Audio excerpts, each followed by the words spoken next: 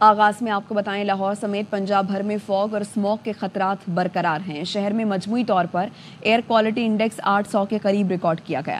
دھند کے باعث حد نگاہ میں کمی کے باعث موٹر وے کے مختلف سیکشنز کو تمام تر ٹریفک کے لیے بند کر دیا گیا۔ مزید بتائیں گے خواجہ رمضان مجید۔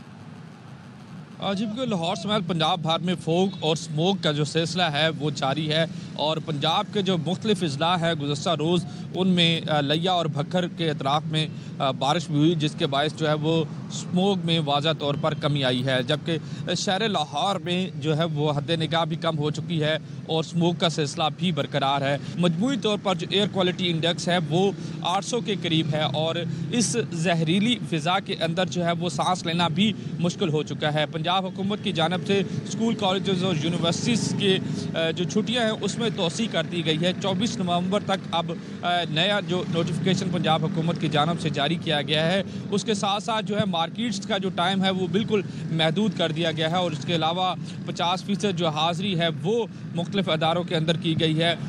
پنجاب حکومت کا جہلم اور گوجر خان میں مصنوعی بارش کے کامیاب تجربے کا دعویٰ، جبکہ محکمہ موسمیات نے گزشتہ 24 گھنٹے میں بارش رپورٹ نہیں کی۔ پنجاب حکومت کی جانب سے کہا گیا چکوال، تلا گنگ، جہلم اور گوجر خان میں دوپہر 2 بجے سیڈ کلاؤڈنگ کی گئی۔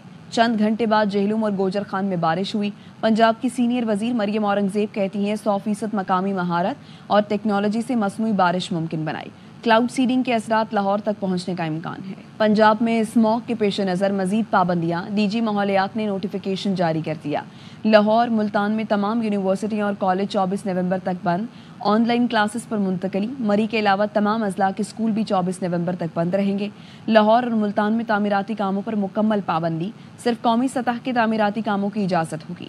لاہور اور ملتان میں ہیوی ٹریفک کے داخلے پر مکمل پابندی۔ دونوں شہروں میں اینٹوں کے بھٹے اور فرنس انڈسٹری کا کام بھی بند رہے گا۔ ریسٹورانٹ صرف شام 4 بجے تک کام کریں گے۔ سندھ کابینہ میں بڑے پیمانے پر اکھاڑ پچار۔ شرجیل میمن سے ایکسائز کا محکمہ واپس لے لیا گیا۔ مکیش کمار چاولہ ایک بار پھر وزیر ایکسائز تعینات۔ شرجیل میمن کے پاس اطلاعات اور ٹرانسپورٹ کے محکمے رہ گئے۔ نوٹیفیکیشن جاری۔ جام خان شوروں سے خوراک کا محکمہ واپس لیا گیا۔ سعید غنی سے پبلک ہیلتھ انجینئرنگ کا محکمہ واپس لے لیا گیا۔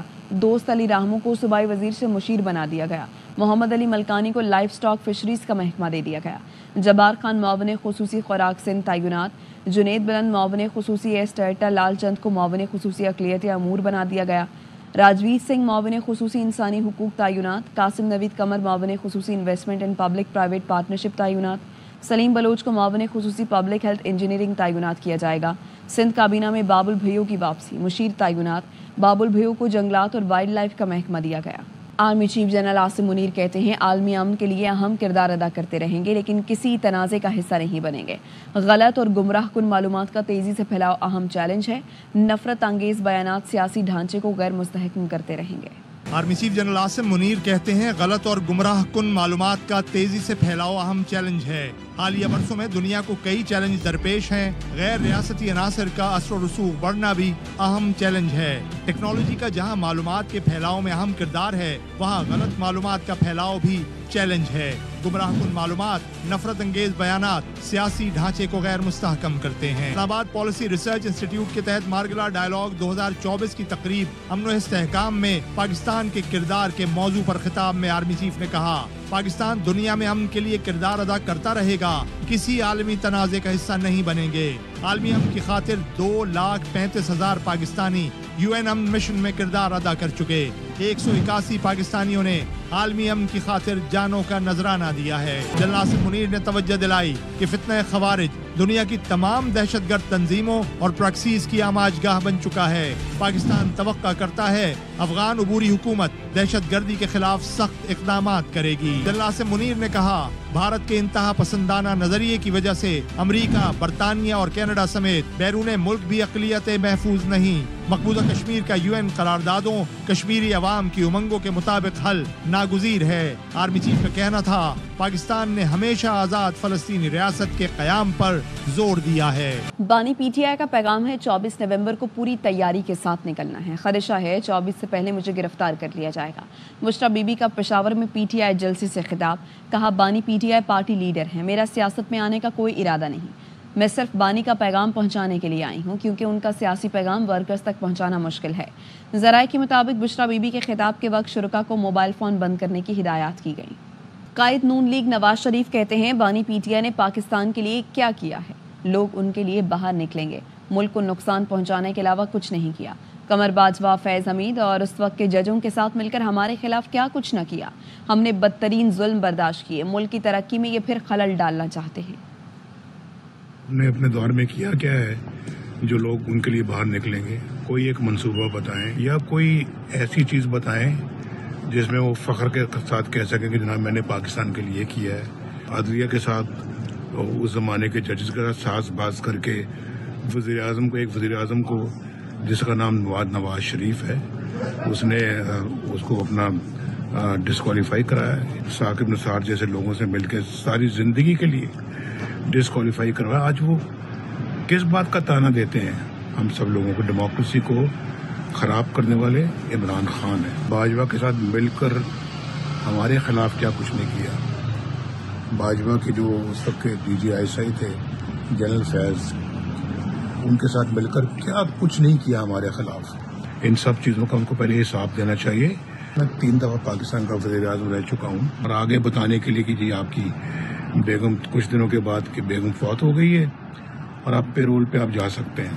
غالب ہمیں نہ چھیڑ کہ پھر جوش اشک سے بیٹھے ہیں ہم تہیہ طوفان کیے ہوئے۔ عمران صاحب کو یہی برداشت نہیں ہوتا کہ پاکستان ترقی کی راہ پہ چل نکلے گا تو ان کی سیاست ختم ہو جائے گی۔ بھارت کو نیوزی لینڈ میں بھی شرمندگی کا سامنا کرنا پڑا۔ نیوزی لینڈ میں خالصتان ریفرینڈم رکوانے کی بھارتی کوشش ناکام رہی۔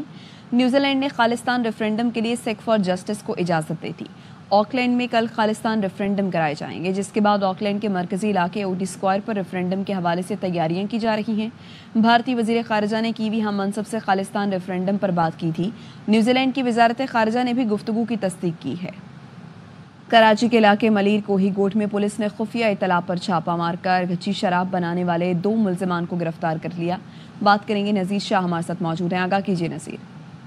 بالکل دیکھیں، شالطیف پولیس ہے جس نے ملیر کوہی گوٹ میں خفیہ اطلاع پر چھاپہ مار کارروائی کرتے ہوئے دیسی طریقے سے کچی شراب بنانے والے 2 ملزمان کو گرفتار کر لیا، جن کے نام اعظم اور علی حیدر ہیں۔ پولیس حکام کا کہنا ہے کہ کوہی گوٹ کے کمپاؤنڈ میں کچی شراب بنائی جا رہی، جس کے ڈرم کو کچی مٹی کے اندر گاڑا ہوا تھا اور دوسرا ڈرم تیار ہونے کے بعد باہر ڈھکن لگا کر رکھا ہوا تھا، اور دونوں ڈرم شراب سے بھرے ہوئے تھے۔ ان ڈرمز کو کیمیکل ایگزامن کے لیے بھی بھیجا جائے گا، اور پولیس کا یہ بھی کہنا ہے کہ ماضی میں کچی شراب پینے سے کئی افراد جان سے جا چکے ہیں۔ یہ شراب انسانی صحت کے لیے انتہائی مضر اور نقصان دہ ہے، اور PHO 3 اور PHO 4 کے تحت مقدمہ درج کر کے ملزمان سے مزید تفتیش کی جا رہی ہے۔ جی شکریہ آپ کا۔ کراچی کے علاقے اورنگی ٹاؤن فرنٹیئر کالونی پکوان سینٹر پر نامعلوم ملزمان کی جانب سے دستی بم حملہ اور فائرنگ کی گئی۔ پولیس کے مطابق واقعے میں کوئی جانی نقصان نہیں ہوا۔ شواہد جمع کر کے مزید تحقیقات شروع کرتی ہیں۔ تفصیل بتائیں گے عدنان راجپوت۔ کالونی کے قریب پکوان سینٹر پر نامعلوم ملزمان کی جانب سے ہینڈ گرنیڈ پھینکا گیا ہے۔ ہینڈ گرنیڈ پھینکنے کے باعث خوش قسمتی سے نہ ہی ہینڈ گرنیڈ پھٹا اور نہ ہی کوئی جانی نقصان ہوا۔ ملزمان کی جانب سے فائرنگ بھی کی گئی، اندھادھند فائرنگ کر کے ملزمان فرار ہو گئے۔ SHO مومن آباد ہمارے ساتھ موجود ہے، شہباز یوسف۔ یہ 4:15 بجے کا وقوع ہے۔ تقریباً 2 موٹر سائیکل 125 پہ 4 لڑکے آئے، جنہوں نے 2 نے ہیلمٹ لگایا ہوا تھا، 2 نے رومال لیا ہوا تھا اپنے چہرے پہ۔ تو انہوں نے آئے یہاں پر کوئی 3 فائر کیے اور گرنیڈ ادھر پھینکا، دکانیں اس ٹائم بند تھی اور چلے گئے۔ 2022 میں بھی ایک تھریٹ دی تھی جس کی FIR بھی ہوئی تھی پیر آباد تھانے میں، اور ملزم پکڑے گئے تھے۔ تو ابھی ان سے معلوم کیا تو ایسی کوئی انہوں نے کہا میرے کو کوئی تھریٹ یا کوئی ایسی چیز مطلب نہیں کی کسی نے۔ جبکہ پولیس کی جانب سے یہی بتایا جا رہا ہے کہ آج جو یہ واقعہ پیش آیا ہے، اس حوالے سے مزید تحقیقات شروع کر دی گئی ہے۔ جی ڈسکا میں ظالم سسرال والوں کے ہاتھوں بہو کے صفاقانہ قتل کا معاملہ۔ سہولت کار نوید کو لاش کے ٹکڑے کرنے کے لیے 15,000 روپے دیے۔ زارا کے والد پولیس اہلکار شبیر نے پہلے اغوا کا پرچہ کٹوایا، تفتیش میں مدد کی تو پولیس نے سارا کچا چٹھا کھول دیا۔ پولیس کے مطابق ملزم نوید نے انکشاف کیا کہ 10,000 ایڈوانس بھجوائے گئے تھے۔ ساس نے لاش کے ٹکڑے کرنے کے بعد مزید 5,000 روپے دیے۔ لاش کے ٹکڑے کرنے کے لیے چھری اور ٹوکا 2,000 روپے میں خریدا۔ سہولت کار کو لانے کے لیے گلی کے بجائے ہمسائے کا گھر استعمال کیا گیا۔ CCTV سے بچنے کے لیے مین گیٹ میں کرنٹ کا بہانہ کیا گیا۔ سہولت کار نوید جمعے کی شام آیا اور رات کو پلاننگ کی گئی۔ ہفتے کو ٹوکا اور چھری خریدی گئی اور اتوار کو صفاقانہ انداز میں قتل کیا گیا۔ خانیوال میں تھانہ سٹی پولیس کی انوکھی کارروائی، ملزم کے نہ ملنے پر پولیس نے اس کی شادی شدہ بیٹی کو گرفتار کر لیا۔ مہوش پروین کی والدہ نے وزیر اعلیٰ سے نوٹس لینے کا مطالبہ کیا ہے، رپورٹ کر رہی ہیں ساجد خان۔ کی رہائشی خاتون مہوش پروین اپنے 2 کمسن بچوں کے ہمراہ 2 دن پہلے ماں باپ سے ملنے خانیوال جناب آبادی پہنچی تو تھانہ سٹی پولیس نے مہوش پروین کے والد عاشق کے گھر چھاپا مارا۔ پولیس کو عاشق تو نہ ملا، فیصل آباد سے آئی اس کی بیٹی مہوش پروین کو گرفتار کر کے 1240 گرام چرس کی برآمدگی کا مقدمہ درج کر کے خاتون کو جیل بھیج دیا۔ مہوش کی والدہ سکینہ بی بی نے وزیر اعلیٰ مریم نواز سے بے گناہ بیٹی پر منشیات فروشی کا مقدمہ درج کرنے پر نوٹس لینے کا مطالبہ کیا ہے۔ میری بچی آئی فیصل آباد سے ملنے واسطے، 2 دن ہو گئے سی آئی نو۔ راتی پولیس والے آئے، تالا توڑ کے اندر وڑ گئے، میری بچی نو لے گئے اٹھا کے، منشیات دا پرچہ دے دیتا ہے۔ وہ 2 بچے آ، وہ گھر خراب ہوندا ہے۔ وزیر اعلیٰ مریم نواز ایسی اگے میری درخواست آ میری بچی نو رہا کیتا جاوے، وہ 2 بچے آ۔ منشیات فروشی کے الزام میں گرفتار مہوش پروین کے اہل خانہ نے وزیر اعلیٰ پنجاب مریم نواز اور IG پنجاب سے اپیل کی ہے کہ مہوش کے والد کے جرم کی سزا اس کی شادی شدہ بیٹی کو نہ دی جائے۔ کیمرہ مین محمد شفیق کے ہمراہ ساجد خان، ARY نیوز خانیوال۔ خبر آپ کو دیں کراچی سے، جہاں پر بلدیہ مدینہ کالونی میں چکن شاپ میں ڈکیتی کی فوٹیج منظر عام پر آ گئی ہے۔ بات کریں گے افضل خان ہمارے ساتھ موجود ہیں، آگاہ کیجیے افضل۔ دیکھیے، یہ مدینہ کالونی تھانے کی حدود ہے، بلدیہ ٹاؤن سیکٹر A3، جہاں پر ایک چکن شاپ کے اندر ڈکیتی کی واردات ہوئی ہے۔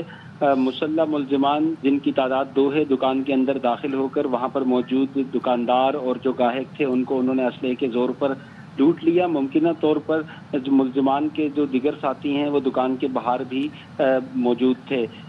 ملزمان نے یہاں پر شہریوں سے نہ صرف موبائل فون بلکہ ان کے کیش بھی چھینا اور موقع سے فرار ہو گئے ہیں۔ پولیس حکام کا کہنا ہے کہ CCTV فوٹیج اور دیگر واقعاتی شواہد کی مدد سے ملزمان کی گرفتاری کے لیے کوششیں کی جا رہی ہیں۔ شکریہ آپ کا۔ پاک آسٹریلیا T20 سیریز کا دوسرا مارکہ آج سڈنی میں کھیلا جائے گا۔ میزبان ٹیم 3 میچ کی سیریز کا پہلا مقابلہ جیت چکی ہے۔ برطانیہ کے بادشاہ چارلس سوم کی 76ویں سالگرہ منانے کے لیے کونسل خانے میں محفل، گورنر سندھ کامران ٹیسوری، وزیر اعلیٰ سندھ سید مراد علی شاہ بھی شریک ہوئے۔ برطانوی بینڈ نے دھنیں بجائیں۔ کراچی سے محمد صلاح الدین کی رپورٹ۔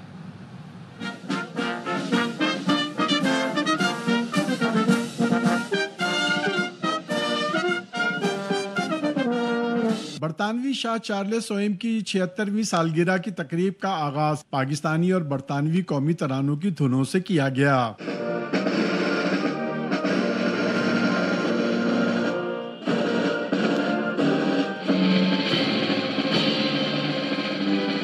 سالگرہ کی تقریب میں گورنر سندھ کامران خان ٹیسوری، وزیر اعلیٰ سندھ اور مختلف ممالک کے کونسل جنرل بھی شریک ہوئے۔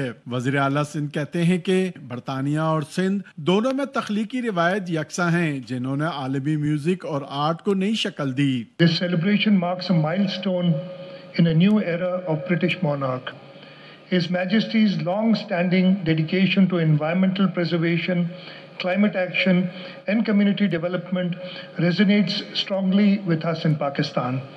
برطانوی ہائی کمشنر کا کہنا تھا کہ پاکستان کے ساتھ سفارتی، تجارتی، تعلیمی اور صحت کے ساتھ ساتھ کلچرل ثقافت بھی آگے بڑھ رہے ہیں۔ All the things that bring together our great countries, from art, music, literature, culture, education, and all those brilliant people-to-people links. برطانوی ہائی کمشنر نے کہا کہ برطانوی حکومت اپنی ثقافتی صنعت کے فروغ کے لیے کوشاں ہے۔ کیمرہ مین نعمان شیخ کے ساتھ محمد صلاح الدین، ARY نیوز کراچی۔